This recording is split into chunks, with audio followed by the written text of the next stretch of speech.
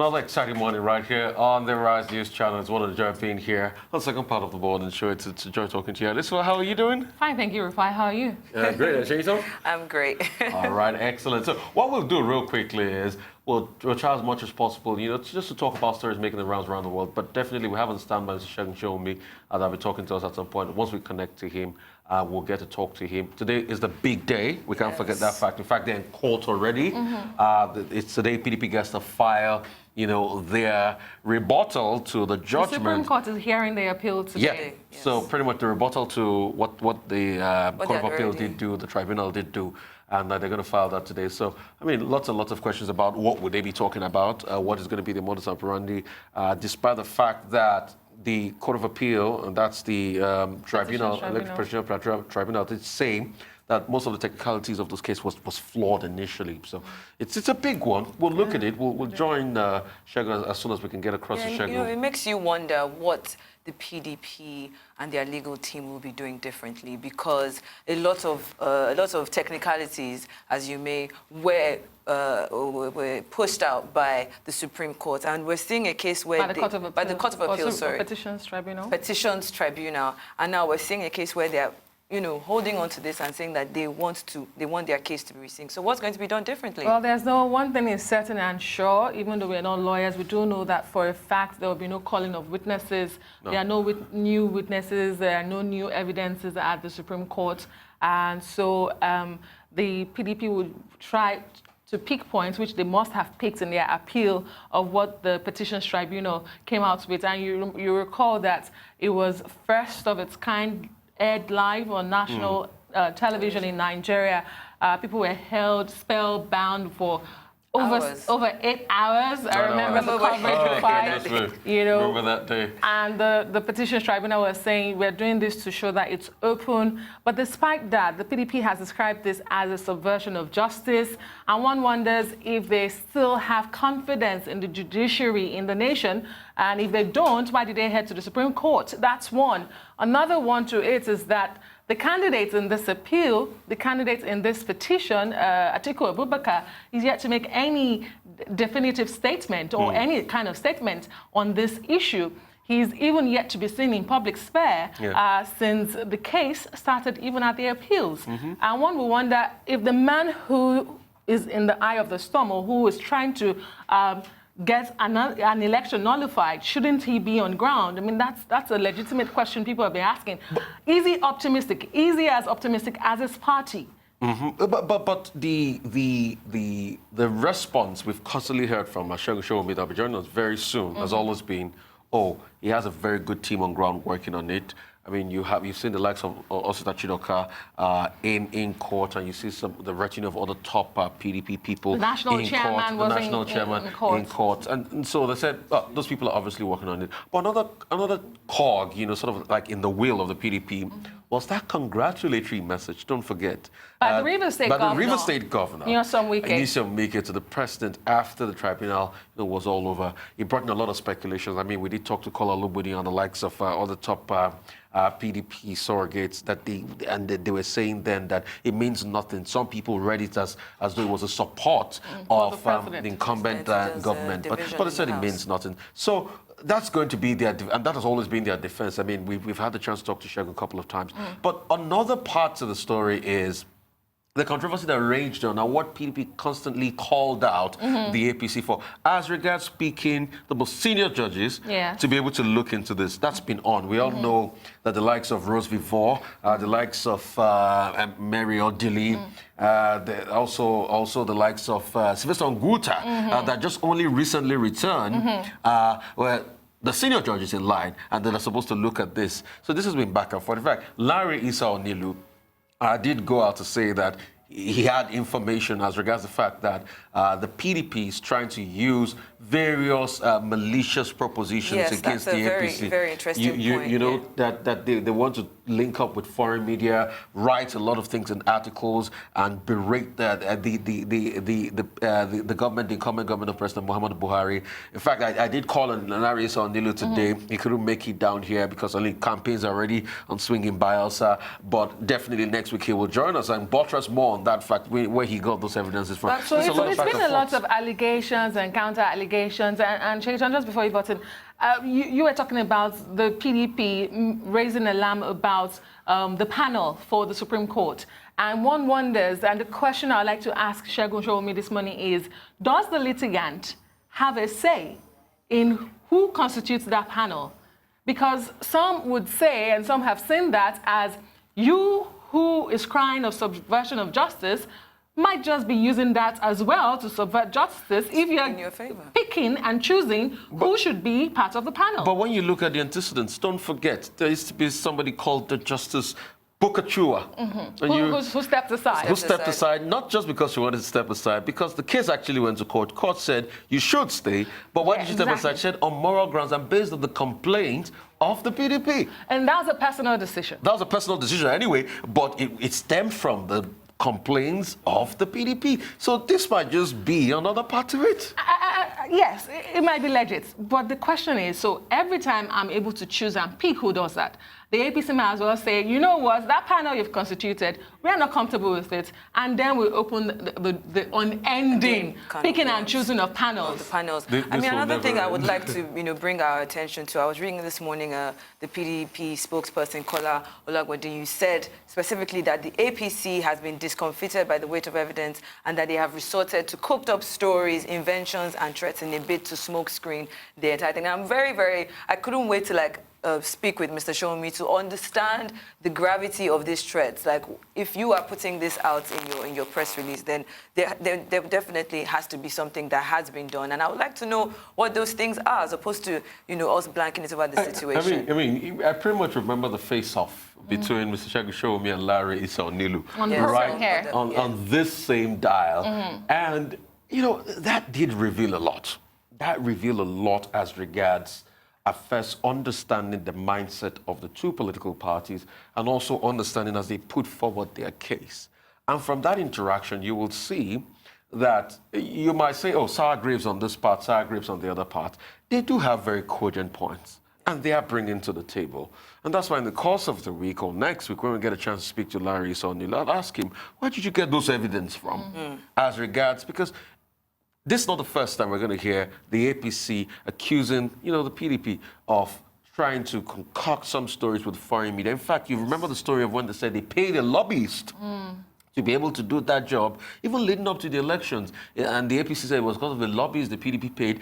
That's why Atiku Abubakar could even get into America. You forget in a hurry that at some point the controversy was, go to America, Atiku Abubakar. You couldn't go to America. You couldn't go to America because there are cases there against you. And while Atiku Abubakar was in America, you also remember the bad PHB matter that the incumbent Minister of Information did say then that he will come back and answer his case, what did with Bank PHB. We don't know what happened as regards that case. So there's been many allegations back and forth. It's a lot of back and forth, And for a lot of Nigerians, they just want to see all of this put behind them. Let the Supreme Court, which is the final stop for this case on the presidential elections petitions, rule. Whatever that ruling is, we do hope that the parties involved will be magnanimous in victory. And, we also should commend them, all those involved, that they've taken to these routes of going to the courts and not self-help.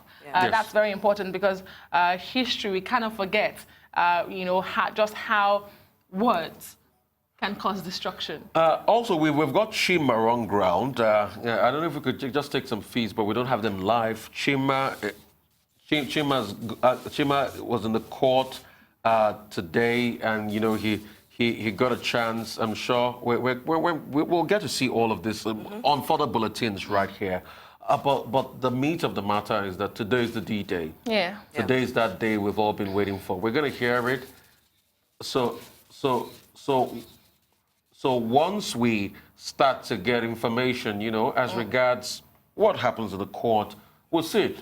It's going to be there. And just the highlights, Rufai, when the Election Petitions Tribunal was given that judgment, it did clearly state that the PDP failed to prove its case, especially with regards to witnesses and evidence. And I wonder, I would like to ask this question, although Mr. Segun Showunmi is not a lawyer, With the power of hindsight, I wonder if the PDP thinks that they presented a watertight case. You remember how the court said, you are not able to call enough witnesses. There are not enough evidence. I mean, polling unit agents, you couldn't even gather enough of them. But when you look at the argument, the argument has always been that... Well, Rufai, okay. Just before you go ahead, we do understand that we now have connection with our guest, Segun Showunmi, spokesperson for the Atiku Abubakar presidential campaign in the 2019 presidential elections. Good morning, Mr. Showunmi. Thank you for joining us. We do apologize. We know you've been waiting. Technology does have its days, but thank you so much for coming on the show. If we do have time, we have about 20 seconds to the break. We know that the Supreme Court will be hearing that appeal today. We'll come back from this break to talk more about this case. Please stay with us, and our viewers will be right back after this short break. Stay with us.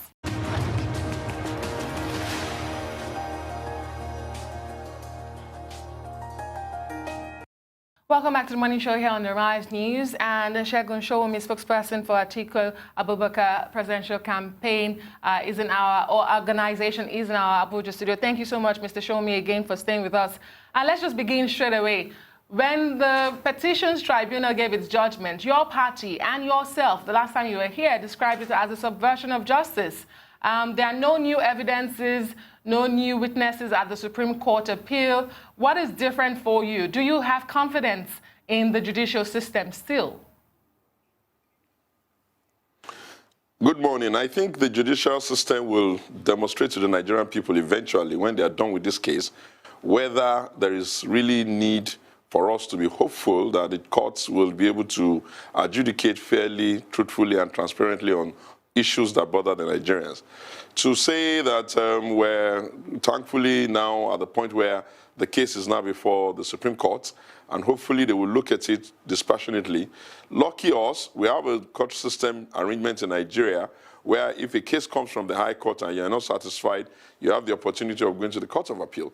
If you go to the Court of Appeal and you're not satisfied, you look at it and you find good reasons to think that justice was not properly served there, you can go to the Supreme Court. But because the Supreme Court is a final court in our land and a court of policy, then extra caution must be taken by the Supreme Court to ensure that truly and sincerely the court can, look at the case, remove itself from the noise of the field, and deal with that case on its merits. That's what we'll be hoping for. Okay, so two questions real quickly, because time's not our friend. Number one, the first question will be, the PDP made a song and dance about the senior, justices of the Supreme Court are supposed to look at this case again. What's your read on that now? How's that gone? Secondly, Larry Issa Onilu, probably will be here a couple of days from now, did say that the PDP has started going to make contact with foreign media, to sabotage the APC, write all sorts of malicious reports. What's a reaction to those two questions? Let me start with the Larry Onilu irritation first. First of all, I think we have gotten to the point in this country where people must not be allowed to make statements that are just unprovable, not true, overheating the polity, and it will just be allowed to disappear. We're not in the business of trading word with people who peddle rumor or who say things that are totally annoying and absolutely without any shred of fact. If Larry Onilu has any evidence to what he's saying, what I would have expected is that he would probably present it to the right authority. But to answer the question very firmly, Nigerians are witnesses to how we have conducted ourselves from the campaign through the election, post-election, tribunal, and even now that we're before the Supreme Court. But those who have the responsibility to speak on behalf of our campaign and our candidates, His Excellency the former Vice President of the Federal Republic of Nigeria, have accounted and carried themselves with the highest level of dignity, concerned and mindful of the fact that our nation must not be allowed, for whatever reason, to implode because of the mistakes or issues that people may have around an election. And therefore, we have been very cautious, we have been very guarded, we have been very civil, and we have been very responsible. On the contrary, it has always been the operatives of the APC, for reasons best known to them, perhaps not being able to win themselves of their attitude when they were in opposition, that have constantly sought to either provoke, irritate, or push people into things that can make them angry. There's absolutely no truth to that. We have no interest in the stabilization of our country. We're more passionate about Nigeria being a great nation. For Atiku Abubakar, it's always about Nigeria first, and that's why we're going through the route of the law. And hopefully the Supreme Court will do justice on this matter. And on the other matter, which is that we're not going to introduce new evidence, I think I need to educate Nigerians and probably your good self on why do we go to the Supreme Court. The whole idea of going to the Supreme Court is to ask the Supreme Court, one, to make a determination. Let me explain it this way. There are about 7 issues that are going to be determined today from our side. 6 of them are interlocutory injunctions, and 1 of them is the main argument. On the side of the APC, there's one cross petition. Buhari did not file anything, neither did what they call them, their party, INEC, neither did INEC file anything. So it's going to be 6 interlocutory or the injunctions that we're asking them to make a determination on, 1 main appeal, and they have 1 cross appeal. Now, in our own appeal, what we're looking for is that for the purposes of clarity, because the Supreme Court is a court of policy. It's not a court where you go and be arguing, really. You bring up the issues that you have, you explain and bring the point of law that supports your issue, they consider it, and then they take a decision. But we are mindful of the fact that the Supreme Court also needs to be mindful of the fact that they are the court of policy here. Whatever they say or do not say becomes policy. In terms of the conversations around maybe the hierarchy of the judges and how they would have been empaneled, there is a tradition that that we're used to, at least in Nigeria. And that tradition is that usually it is always a senioris pares, which is meaning the order of seniority. And if that tradition had sufficed and saved us and carried us as a country for 40 years, it's a little bit suspect when anybody now wants to alter with it. We hold the view that it is the right and the responsibility of the Supreme Court, the Chief Justice of Nigeria, to empanel it, and he has empaneled it. Any conversation you hear around those issues, not emanating from Atiku Abubakar, neither is it emanating from our campaign. Some of the other Nigerians who are also interested stakeholders in this matter may have their interpretation to it. Our view is this. The Supreme Court is a court that must be respected. It's a court where, for people to get to the Supreme Court, they ought to understand that they are already in the business of the highest level that they can get to in that career. And as such, we don't expect anybody at the level of a Supreme Court to be careless with the way he uses his own time here. For immortality is granted judges only by the quality of the judgment and the language of the judgment and the jurisprudence of the judgment that they write. And therefore, we'll have to say that all Nigerians should be hopeful, all Nigerians should be prayerful, all Nigerians should be cautious. The issues for determination before them are very serious issues. They bother on whether you can write a name wrongly and call it your name, whether you are Mohammed or you are Muhammadu. It borders on that. It borders on whether by the Evidence Act, you can assume that if you are having about 4 routes to which to show eligibility, you can take one route, but when you are now called to show cause on the route you have chosen, you can now begin to the court can now begin to help you to impugn and infer other things that you didn't say. That borders on the certificate. And on the issue of the server, the question will be, the best analogy for it would be the way you use your ATM. If you take your ATM and take it to any bank, any other bank's ATM, let your ATM now be the card reader, your voter's card, and you put it in another machine's ATM, and you punch numbers into it and you pick money.